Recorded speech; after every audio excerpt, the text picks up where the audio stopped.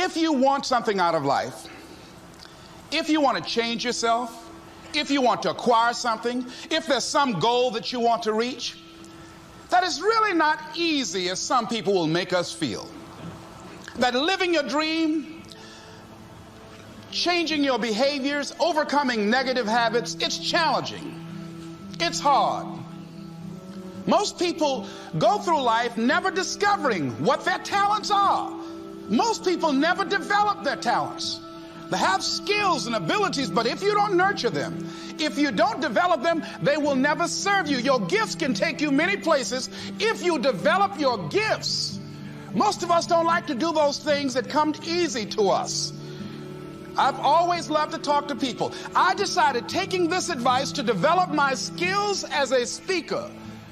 And my gift has developed and it's taken me many places. You have something that you brought to the universe, and that if you decide that my life deserves my developing this, what I do well, and becoming the best at it, and mastering myself, and seeing what I have within me, if you decide to drop your buckets where you are and develop your gifts, I grant you, you'll never ever be without. I grant you that your gifts will take you places that will literally amaze you. I grant you that if you begin to work to develop your gifts, you'll develop a strong sense of happiness. You'll get a larger vision of yourself, because part of beginning to get a larger vision of yourself, all of us need some area of our lives where we can have a feeling of competence. That people know when they think about this area, that's something you do. That you eat and sleep that, and that you do that, and people know it, and you know it, and you know that you know this. If you don't know anything else, you know this. Can you tell I know what I'm doing? Oh, hello. You know this. So you've got to work on it. When other folk are having a good time, you've got to have the strength of character to concentrate, to read, to digest information.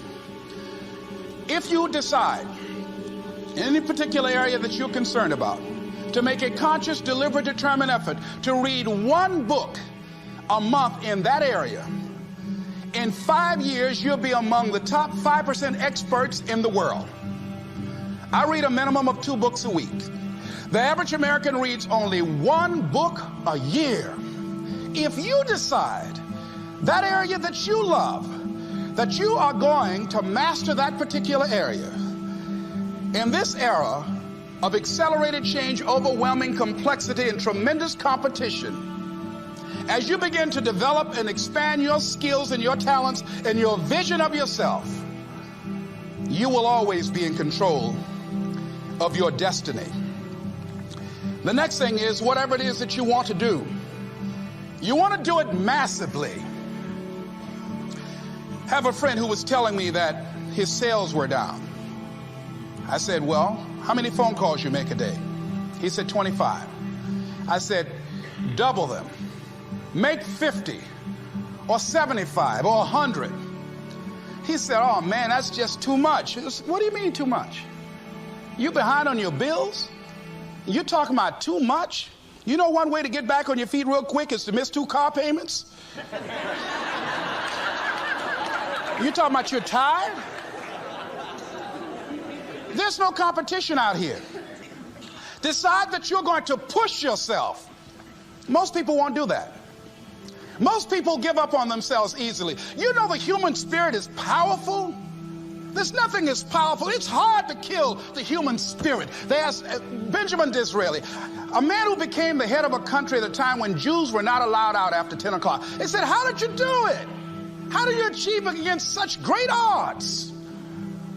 He said, nothing can resist the will of a people that will stake even their existence on the extent of their purpose for good.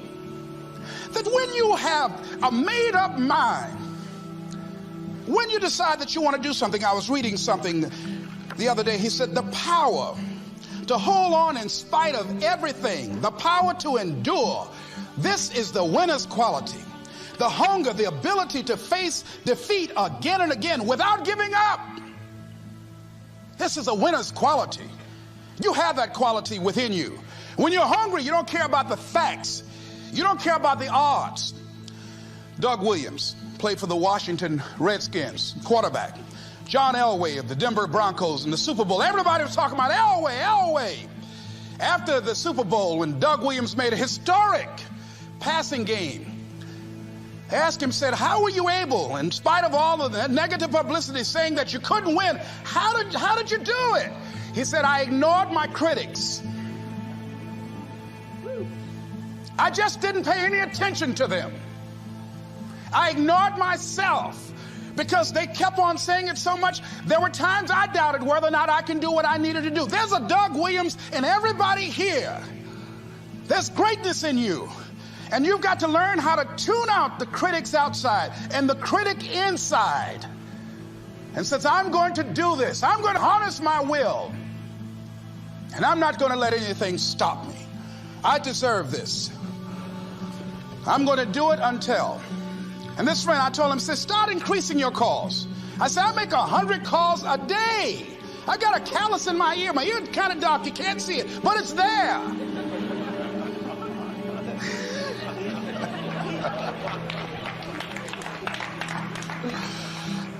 His sales have increased. He's working harder now. The other thing is that if you want something, you have got to be relentless. You've got to learn how to become resourceful. You've got to learn how to become creative. When crises strike in your life, and in the Chinese language, crisis means danger, but it also means opportunity. And this is an opportunity for you to grow. And you've got to be so relentless, regardless of what comes down the pike, that you're always looking for a way to get over, always looking for a way that you can break through, always looking for a way that you can win, always looking for a way that you can strike a telling blow. And pretty soon, I think there's some people watching us in the universe that say, wait, let's call a meeting over here.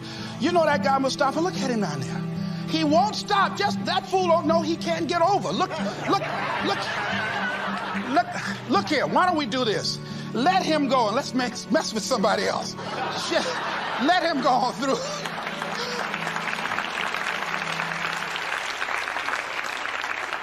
Life will just get tired of whipping you sometimes. And just say, let's just let this one go. I believe this. Now, no one has told me this, but I just kept on kicking. I didn't have sense enough to stop. I was intelligently ignorant. I didn't know what I couldn't do. So I just tried anything. And the fascinating thing about life, because you can't get out of it alive, you might as well have a good time, you know? You might as well have a good time. Live your life with passion, with some drive. I was giving a seminar the other day, and I mentioned that I was going to do some training in August with some young teenagers and take about 100 away to a 2 or 3 day camp and wipe them out. Been working on this.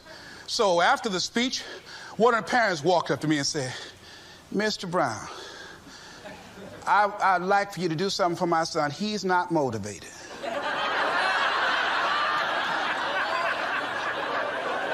I said, I wonder why.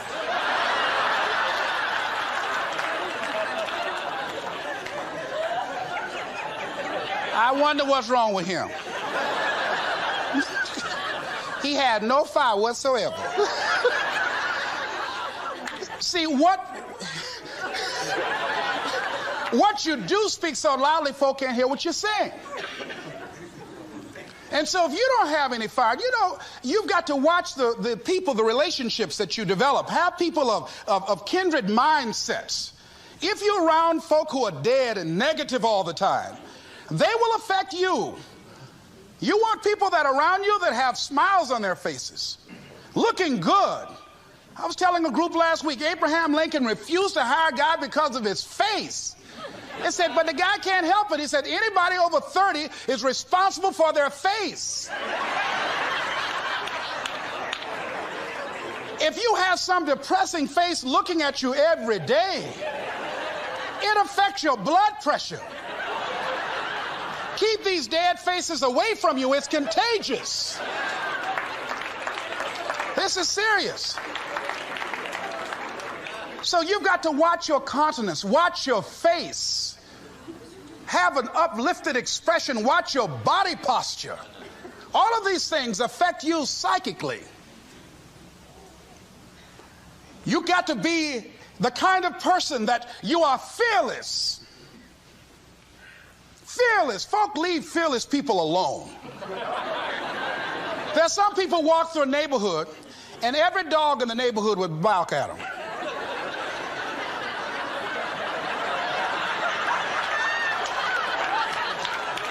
But there's some people come through and ain't nobody gonna mess with this.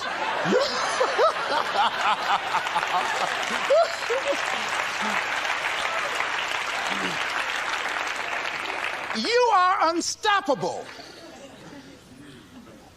And because you are unstoppable, because you've got power that you haven't even begun to use yet, you owe it to yourself to release your brakes. How many of you have had the experience of pulling out of your driveway and you mashed on the accelerator and the car was just going, and couldn't move, and you mashed harder and it couldn't move, and then you discovered you had your emergency brakes on. And then you release those emergency brakes and it goes, choo! Have you ever had that experience before? Most of us go through life with our brakes on, holding back, not giving all that we have, not sharing all of ourselves. Most of us go to our graves still holding on rather than releasing it. What are some of those things that keep us from releasing it? Because of past experiences, past defeats, past pain. We look back, well, it didn't work out then. It probably won't work out now. Many people get confused their performances with who they are. I was reading Pat Riley, the coach of the Los Angeles Lakers.